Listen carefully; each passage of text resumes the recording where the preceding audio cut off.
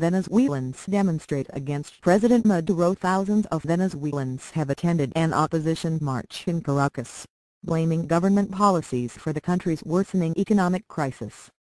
Saturday's march was the first attempt by the opposition in months to revive the protest movement that rocked the country last year.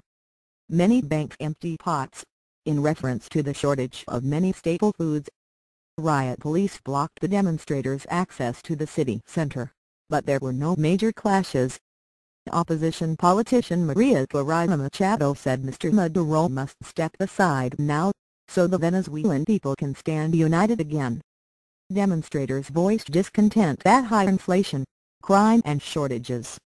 There are food shortages even in drugstores. Prices have gone up across the board. Meat costs twice what it did recently, architect Jose Salinas told AFP news agency. Despite the deepening crisis, the crowds were smaller than in previous demonstrations. Venezuela, a major oil producer, has been heavily affected by the fall in oil prices on international markets.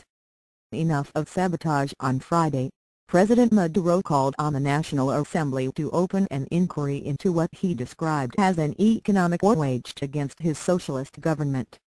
He accused supermarket chains of hoarding goods and smuggling items out of the country. "This week I will produce me evidence," Mr Maduro said. "For many years they have been hiding goods from the Venezuelan people. They have a system to spread rumors and create problems, anxiety and queues," he added. Enough of sabotage against the people. The Venezuelan economy officially entered recession in December.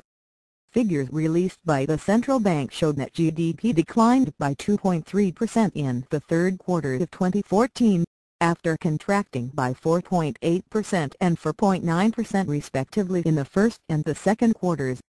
Inflation in Venezuela reached 63.6% in the 12 months to November, one of the highest rates in the world. Mr Maduro has accused the United States of flooding the markets with oil as part of an economic war against Russia. Line